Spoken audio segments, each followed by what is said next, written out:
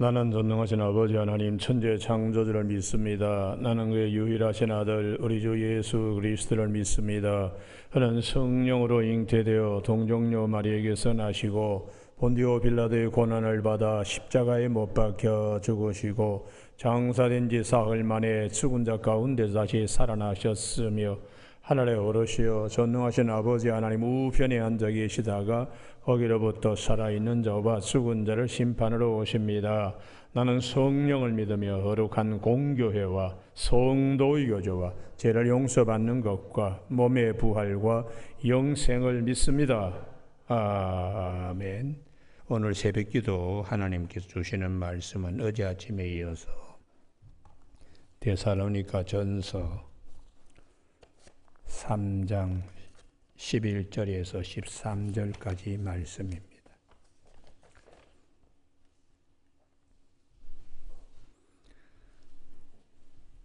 데살로니가 3장 11절 교독하십니다. 하나님 우리 아버지와 우리 주 예수는 우리 길을 너희에게로 갈 수 있게 하시오며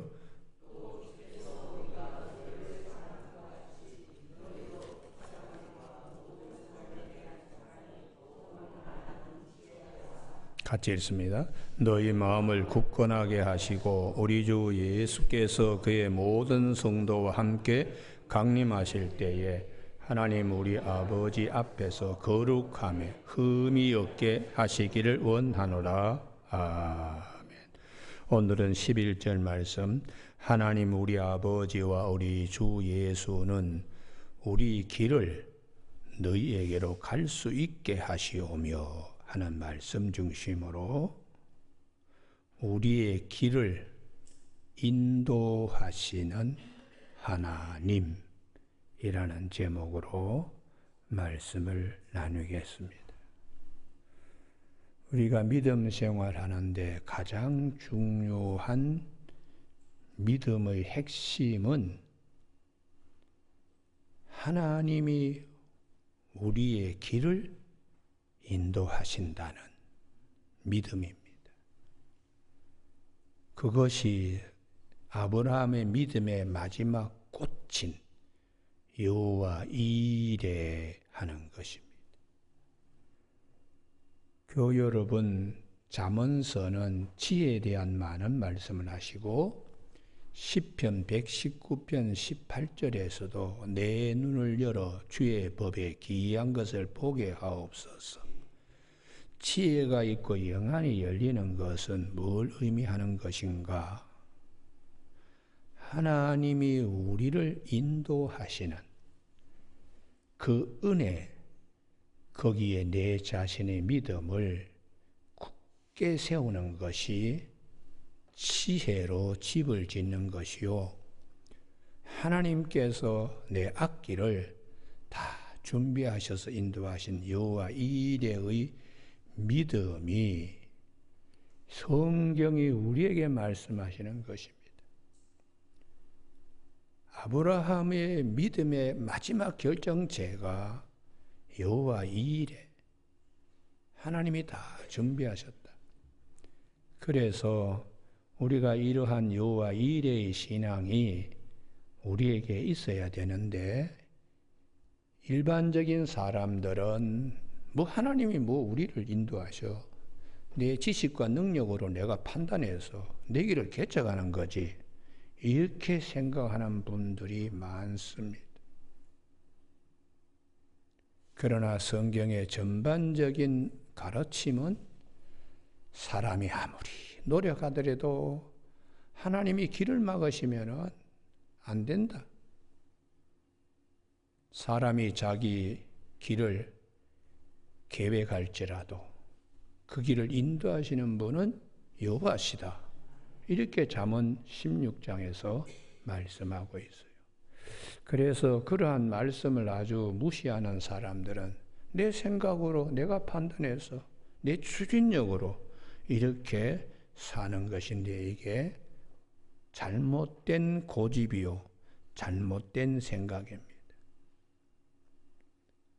우리가 대표적으로 북이스라엘의 제일 어두웠던 시대가 아합 시대인데 그 아합 시대에 자기 판단, 자기 생각, 자기 추진력으로 산 인물이 한 사람이 있습니다.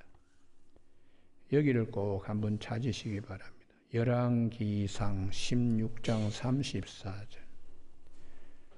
열왕기상 16장 34절.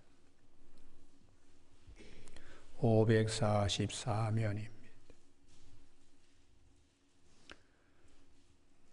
그 시대에 이게 참 4개의 음절과 2 어절로 되어 있는데 그 시대에 아합 시대죠. 아합 시대요. 아합 시대는 가장 악한 시대입니다. 그러한 곳에 더욱더 악한 사람이 있었는데 누구냐? 베델 사람 히엘이라는 거예요. 베델은 하나님의 집, 이 얼마나 귀한 터 위에 있는데 그 히엘이 여리고를 건축하였는데 있을 수 있는 일이지만은 그가 그 터를 쌓을 때 맏아들 아비람을 잃었고 그 성문을 세울 때 막내 아들 수굽을 잃었으니 왜 이런 불행이 닥치는가? 여호와께서 눈의 아들 여호수아를 통하여 하신 말씀을 무시했기 때문에 그렇습니다. 여기서 맏아들 아비람과 말지 아들 수굽까지 잃었다. 처음과 끝이 다 그냥 자기의 판단, 자기의 고집, 이것 때문에 이렇게 되었다. 그래서 여호수아 6장 26절에 하나님께서 여호수아에게 여리고성을 건축하지 마라. 그 터의 기초를 쌓을 때 맏아들이 죽는다. 시작부터 아예 생각지 말아라. 그리고 밀어붙이고 성문에 문짝을 세울 때는 막내 아들 죽는다. 끝도 좋지 않다. 그렇게 하나님의 말씀에 뒀는데도 그 시대에 암울한 시대입니다. 그 암울한 시대의 대표적인 인물이 베델에 거주하는 히엘이라는 사람. 이 사람이 여리고에 와서 그냥 자기 고집, 자기 추진력으로 하려고 그러다가 망해버리는 것이죠. 그래서 우리가 하나님께서 내 길을 인도하신다, 이런 믿음을 가지고 은혜 앞에 겸손히 허리 동이기를 성경은 원하시는 거예요. 그렇다고 노력하지 마라. 그렇지 않습니다. 로마서 12장 11절에 부지런하여 열심을 품고 주를 섬기라. 그러나 그것보다 더 상위 개념은 하나님이 인도하신다. 이 믿음을 나의 모든 것의 지붕으로 삼아야 되는 것입니다. 그래서 우리가 고집, 이거를 로마서 1장 5절에서 내 고집과 회개하지 아니하는 마음이 하나님의 진노를 불러와서 자꾸 쌓는다는 거예요. 그러니까 우리의 이 생각, 판단, 고집, 이거를 과감하게 접을 때는 접어야 됩니다. 여러분, 이사야 55장 8절 9절에서 주님의 생각은 우리 생각과 다르고 주님의 길은 우리 길과 달라서 하늘이 땅보다 높은 같이 내 길은 너희 길보다 높고 내 생각은 너희 생각보다 높다고 그렇게 말씀하고 있습니다. 부드러운 마음을 주셔서 은혜를 우리가 입을 수 있어야 되는 것인데요. 똑같은 여호수아 6장 26절의 여호수아의 입을 통해서 하나님이 여리고를 그렇게 못을 박았으면 베델의 사람 히엘이 그거를 하나님께 은혜로 나아가서 풀어달라 그래야지, 이걸 자기 고지, 자기 판단으로 이렇게 했습니다. 이제 똑같은 곳에서 똑같은 일을 어떻게 다르게 해결하는가? 열왕기하, 여기는 꼭 찾으시고 아침에 하나님 이 축복 있게 하여 주시옵소서. 할렐루야. 그러기 위해서 찾습니다. 열왕기하 2장, 열왕기하 2장 19절. 엘리사가 엘리야 다음에 하나님의 영이 갑절로 임한 그런 엘리사 위에 19절의 사건이 있습니다. 열왕기하 2장 19절에 그 성읍 사람들이 엘리사에게 말하되, 고단 말씀이 대단히 중요합니다. 우리 주인께서, 이 부분이 우리 주인께서, 그러니까 우리가 다 당신 아래 지금 있는데요, 해결해 달라는 거죠. 우리 주인이. 하나님께서 엘리사와 함께 하기 때문에 엘리사 안에 계시는 하나님이 해결해 달라는 거죠. 그러면서 보시는 바와 같이 성읍의 위치는 좋으나 물이 나쁨으로 사람이 할 수 없는 일 아니에요. 이 고집 부린다고 될 수 있는 것다. 수질을 개선되게 하는 것은 하나님이 보이지 않는 곳에서 바꿔주시는 겁니다. 물이 나쁨으로 토산이 익지 못하고 떨어지나이다. 애쓰고 수고하면 열매 거둘 때쯤 되면은 꼭 그냥 아픔을 겪는, 이렇게 하소연할 때에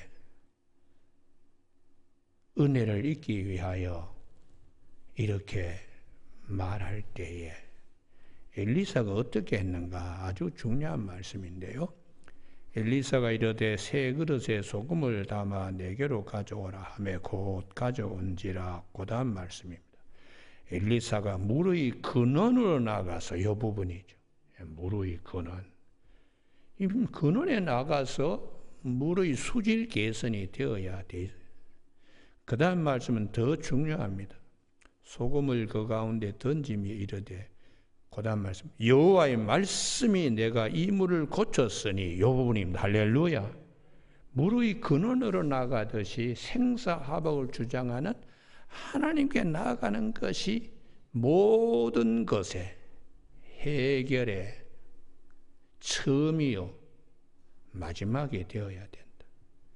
그렇기 때문에 우리의 신앙은 처음과 끝이 되시는 하나님, 그 하나님이 우리 길을 인도하신다는 믿음을 가져야 되는 것입니다. 그래서 이로부터 다시는 죽음이나, 이게 참 BC와 AD를 가르는 일이에요. 어제는 흑암의 땅이었지만 오늘은 생명의 빛의 땅이 되는 것입니다. 여러분, 오늘 아침에 왜 사도 바울이 하나님이 우리를 인도하신다, 데살로니가 교우들에게 왜 그 말씀을 하고 계시는가? 이게 아브라함의 믿음이거든요. 그래서 아브라함이 이삭을 하나님께 드릴 때에 하나님께서 이삭 대신에 수양을 번제로 삼게 했으니까 아브라함 입에서 이 모든 것이 하나님의 은혜고 하나님이 다 준비하시네요, 이 여호와 이레라고 하는 말씀으로 압축해서 우리 신앙의 가슴에 쑥 넣어주는 것이에요. 그럼 아브라함은 여호와 이레를 어떻게 실천했는가? 그게 이제 창세기 24장 이삭의 아내를 구할 때에 본인이 나서지 않았습니다. 노정을 보내더라도 하나님은 다 준비하셨을 테니까.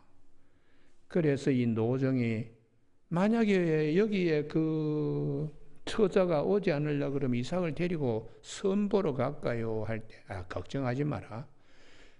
하나님의 사자가 너보다 앞서 가셔서 다 준비해 놓으실 것이다. 할렐루야. 이게 여호와 이레의 신앙이에요. 그것을 하나님은 우리에게 아브라함 믿음대로 되면 아브라함의 믿음대로 결실 맺게 하시는 하나님이다. 그래서 노종이 가서 두 사람 세 번째 사람 만나지도 않습니다. 우물가에서 기도해서 눈 떴더니 니부가가 딱 기도 마치자마자 나타나더라고. 여호와 이레의 신앙이 이렇게 중요하다는 거예요. 그래서 창세기의 마지막 하나님 창조사역의 완결이면 요셉의 신앙은 어떤 신앙인가? 여호와 이레 신앙으로 창세기가 마지막 50장의 문을 닫습니다. 창세기 50장 24절에서 요셉이 나는 죽을 것이나 하나님께서 당신들을 인도하여 내셔서 가나안 땅에 이르게 하실 것입니다. 여기 여호와 이레, 여호와 이레. 권력을 가지고 애굽에서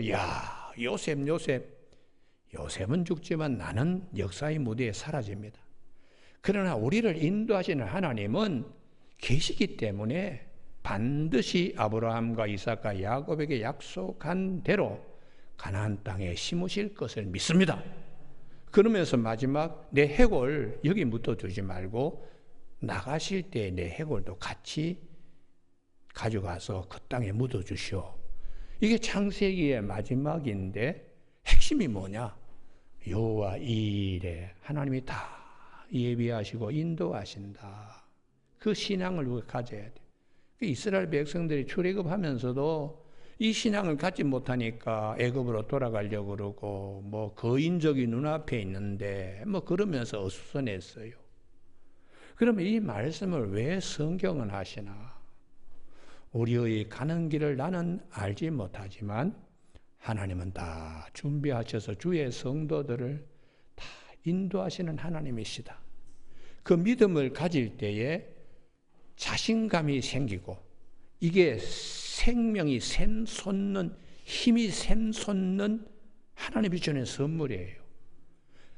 낙심하고 절망해도 하나님이 다 인도하시니까 그렇게 하나님이 우리를 그 믿음 위에 세우게 하시는 것입니다. 그래서 욥의 믿음이 왜 중요하냐? 욥기 23장 10절에 다 망했지요. 누가 보더라도 욥은 다시 일어날 수 없다. 이런데 욥은 여호와 이레 신앙을 가지고 있습니다. 욥기 23장 10절에 나의 가는 길을 오직 그가 아시나니 그가 나를 단련하신 후에는 내가 정금같이 나오리라. 할렐루야. 앞으로 가도 만날 수 없고 뒤로 돌이켜도 볼 수가 없고 좌편에 일하시나 내가 참 체험도 못하겠고 눈앞이 캄캄한 사면 초가의 흑암 속에 있어도 나의 가는 길을 오직 그가 아시나니 그가 나를 단련하신 후에 내가 정금같이 나오리라. 이게 여호와 이레 신앙. 여호와 하나님의 이러한 시련과 고난을 통하여도 하나님 끝에 선하신 하나님이시니까 합력하여 선을 이룰 줄로 믿습니다. 이 믿음은 자기 판단, 자기 고집으로 해결되는 게 아니라 하나님이 우리를 인도하신다는 믿음에서 이후에 그 믿음대로 요셉이 그 믿음대로 출애굽할 때에 모세의 허리에 유골이 나중에 여호수아가 가나안 정복을 다 하고 여호수아 24장 32절에 요셉의 해골 유골을 세겜 땅에 묻었다고 해서 모세 육경이 끝나는 겁니다.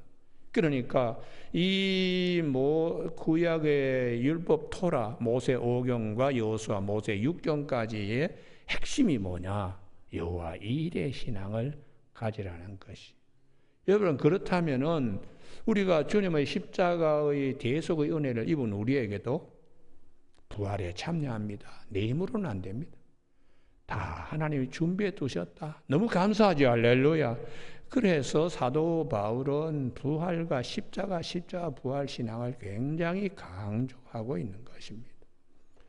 여러분 시편 37편 5절에서 내 길을 여호와께 맡기라. 그를 의지하면 그가 이루시고 이게 여호와 이레. 하나님이 다 준비해 두신다. 하나님께서 다 인도해 주신다. 우리가 이 말씀에 붙어 있길 바랍니다. 할렐루야. 이게 연합되어야 역사들이 일어나요. 연합되지 않으니까 역사들이 일어나지 않지요. 그래서 이 말씀이 오늘 아침에 박힌 못이 되기를 주님의 이름으로 축복합니다. 우리에게는 선한 목자가 있습니다. 생명의 떡으로 오신 주님이 마태복음 14장에서 오병이의 기적을 보여주신 후에 제자들을 밤바다에 가게 했더니 풍랑이 일면서 그냥 아주 고난을 당합니다. 그럼에도 불구하고 선한 목자는 여전히 주님과 함께, 제자들과 함께 계심을 성경은 증거하고 있지요. 무리를 걸어오시고 베드로가 광풍에 그냥 놀라가지고 주님 앞으로 가다가 물속에 빠져 있을 때에 손목을 잡고 일으키시는 베드로의 목자 되시는 주님이 믿음이 적다, 왜 의심하느냐 하고 손을 내밀 때 즉시 베드로를 구원하셔서 배에 오르게 하시며 모든 제자들을 소원의 좋은 항구에 이르게 하신 사건이 있습니다.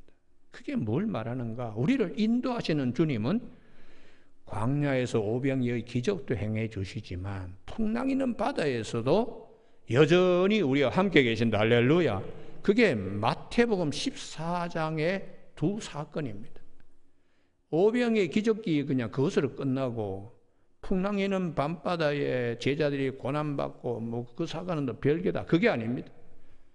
광야에서도 우리를 인도하시는 주님, 생명의 떡으로 오셔서 풍랑이는 밤바다에서도 주님은 주님의 방식으로 찾아오셔서 우리를 인도하시는 주님, 이 믿음을 갖게 그렇게 말씀하세요. 그래서 시편 107편 고통 중에서 그들을 인도하여 내신 29절에 시편 107편 29절 광풍을 고요하게 하사 물결도 잔잔하게 하시는도다.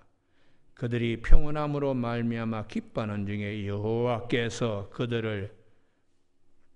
그들이 바라는 항구로 인도하시는도다.